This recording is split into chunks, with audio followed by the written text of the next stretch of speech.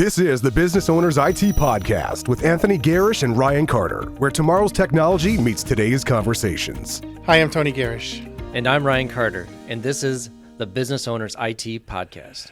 A podcast where we discuss tips, tricks, and solutions for business owners involving all things tech. Well, here we go, Tony. We're continuing our series on the CIS. We are now on control number 5 of 18, account management.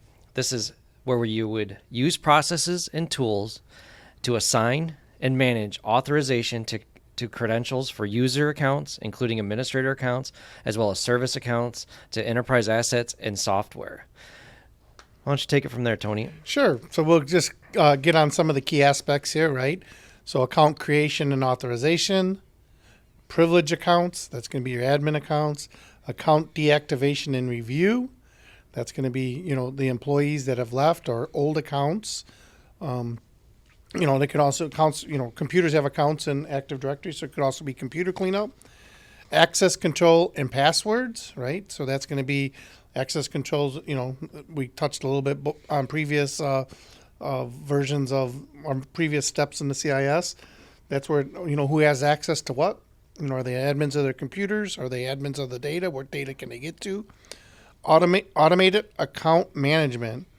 That's a cool one that we can touch into a little bit. And then you got your service accounts. And your service accounts are going to be accounts that don't really log in, but they're attached to services and they have privileges to do whatever that service is doing. Okay, so for account creation and authorization, we talked, I think 2 back, control 3 maybe. We talked about access control into software and stuff like that. So when you create accounts, you might want to. This is your time to limit them to what they need. Can you maybe touch a little bit more on that? Sure. So our customers, when we have an onboarding of somebody, right? We always ask them, okay, who is this person similar to? Because in the beginning, when we're actually setting up their network or setting up their their Active Directory or where they store their data, right? We give certain privileges to certain groups. So we put, like, accountants will be in one group, and let's say engineers will be in another group, right? And based on that, then we know that we get a user, a base user, like a template, right? And then we're able to copy that template so that we're giving privileges based on the group that they belong to.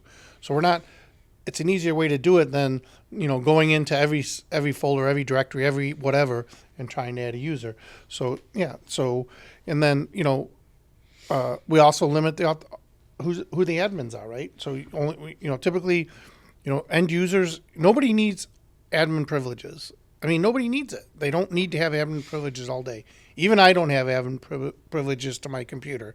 If I want to be an admin, I log off, I log in as an admin, I do what I need, and then I come back to my thing. And that's a good point, is the separation of privileged accounts. Yeah. So you have your normal Tony login at the office, which gets you into the files and everything like that, but you can't do admin stuff on your computer with it. Right. So we separated that account, so you got like a Tony admin account or something like that. It's a different name out there, people, so don't try it. Yep. But, it helps separate those duties, and that's a big piece in the whole CIS framework, is making sure the admin has a separation of privileges. Yeah, and at bigger customers, right, if we have a bigger customer or somebody, we actually have each of our techs have an admin, right? So we're using separate admins for each person so that we know who the person is that logged in, right, to that logged in that made a configuration change or did something, so we can go back to it, right? And that's the privilege accounts, right? So we don't need a whole bunch of privilege accounts.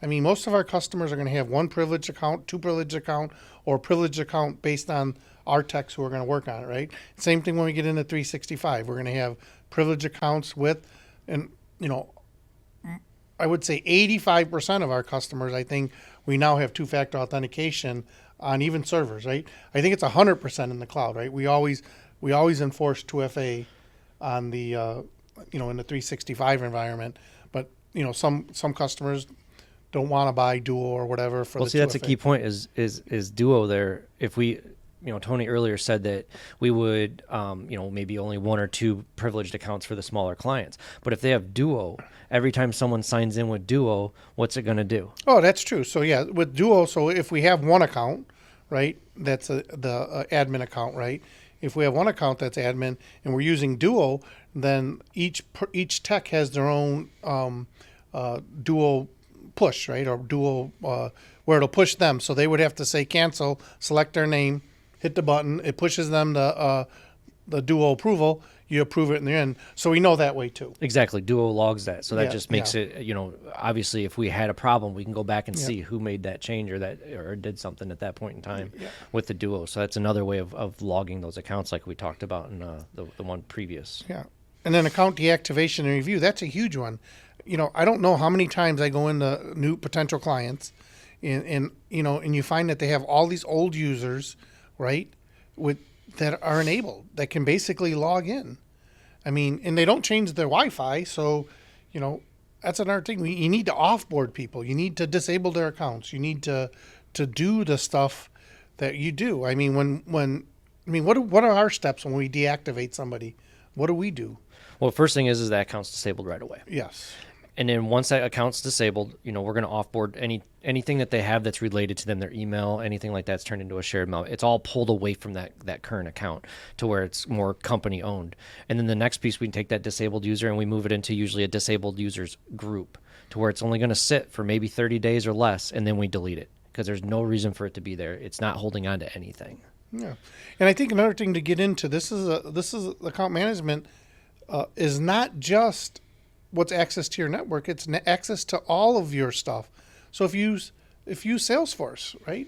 If you use Paylocity, if you use any of these other tools, I can't think of them, but if you're using them and somebody leaves your organization, right, you need to deactivate those accounts. Yeah. And why don't we talk a little bit about, unique computing solutions? We want to protect our customers' data. So why don't you talk about what happens with us? Because we have remote RMM, we got Huntress, we got Threat Locker, we got, IT Glue, we got all of these tools that we use our stack to help us with our customers. What happens when we leave? What happens if somebody leaves us? How do we,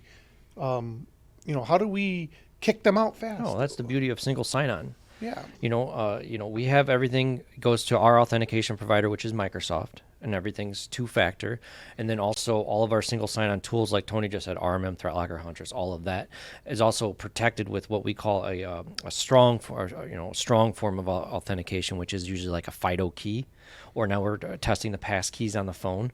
So our users can't log in to those tools without that FIDO key.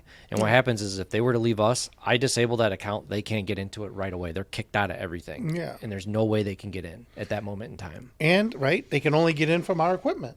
Correct. So, right, so you can't, even though we have all these cloud services, right, because everything, our data on somebody else's servers, right, which is more secure than having it on our own servers. Once we kick them out, we have conditional access that stops it. So that's another form of control. And again, when they talk about accounts, right, they're not just talking about your accounts that sit in your, in your little network. They're talking about all your accounts that these people would have access to. And then strong passwords, right? We need to control strong passwords. Again, if you use single sign-on, that's a way to control strong passwords. They only have one password they got to remember. Right, which is a lot easier than have to remember a bunch of passwords, right? But the beauty of it is that, if 3-4 times they're kicked out, right, they disable their account, they can't get into anything until they get their password reset. That's correct. Another thing about the FIDO keys, a strong factor, is that becomes a passwordless authentication. If you ask anyone in our company, they don't have to use a password to sign into those tools because they're using that strong factor. Yes, there's one password and they're in. One of the other things, automated account management. So use automated tools to provision, deprovision, and manage accounts, ensuring that all the changes are tracked, documented, and conducted consistently. This helps reduce the chance of human error or misconception. Well, I'm not sure. I mean, when it comes to this, what are your thoughts on that one? I don't have a whole lot on that one. I think it's a SIM. Use automate not to provision or deprovision and manage accounts, but ensuring that all changes are tracked and documented. Yeah. And conducted consistently. I can see that. I don't know what kind of automated tools we'd use to provision or deprovision accounts. Yeah. I prefer the human touch with those. Yeah, I don't know that we have an automated tool that we want to add to our stack to do that. But we definitely do want to track it, right? So, we have the larger customers have SIMs, and when users are added or deleted, we get notification.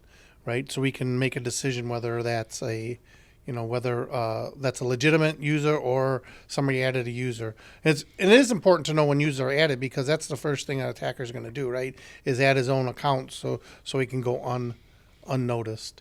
The easiest way for an attacker to get into your company is through the users. Yeah. And that's why this is a very important, again, it's the fifth thing that we're talking about. Yeah. It's important because it's one of the easiest ways for an attacker to get into your company. Yep. Or even an old employee to be a little malicious. Unfortunately, that does happen.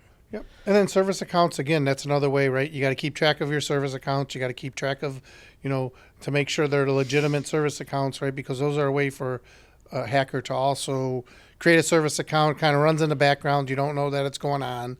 And, luckily service accounts is software, right? So if you have a service, it's software. So if you know what software you have and you're blocking software, they're not going to be able to create that service account. I'm going to ask you this, Tony, but just pretend like you don't know IT. Did you know QuickBooks creates a service account when you install it? Absolutely. I know QuickBooks creates a service account. Not only that, they share out the folder. To everybody. To everybody, right? So it's an everyone. Yeah. QuickBooks, yeah. They create an account. They create an account, right? And then they share that folder to everybody. So everybody would have access to your QuickBooks folder. So what you have to do is you have to go in and take those privileges away. And there's another example of a hardened baseline, right? Mm-hmm. So we know, hey, we got to take that away. That's a good one. Yeah. Yeah, we only allow people, certain access to the folder that has QuickBooks files in it. So that's the big start for that. And I mean, it creates a service account. A lot of software you install creates service accounts. So you do have to look at that. So you should conduct some type of a review of all your accounts. If not every 30 days, every 45 days or so would be good. And make sure you delete or disable those inactive accounts too. A lot of people say 45, I say 30. Okay. Well, I think we're running out of time here, so we need to wrap this up. Okay, so just make sure those accounts are disabled. Yeah. So I guess the goal is to prevent unauthorized access by properly managing user accounts through their life cycle from creation to deletion, ensuring that the access rights are appropriately reviewed and secured. I'd like to thank everybody for joining us and for tuning in into the Business Owners IT podcast, and hope to see you next week. See you next week where we talk about CIS Control number 6, Access Control Management. Unique computing solutions. Your IT challenges solved.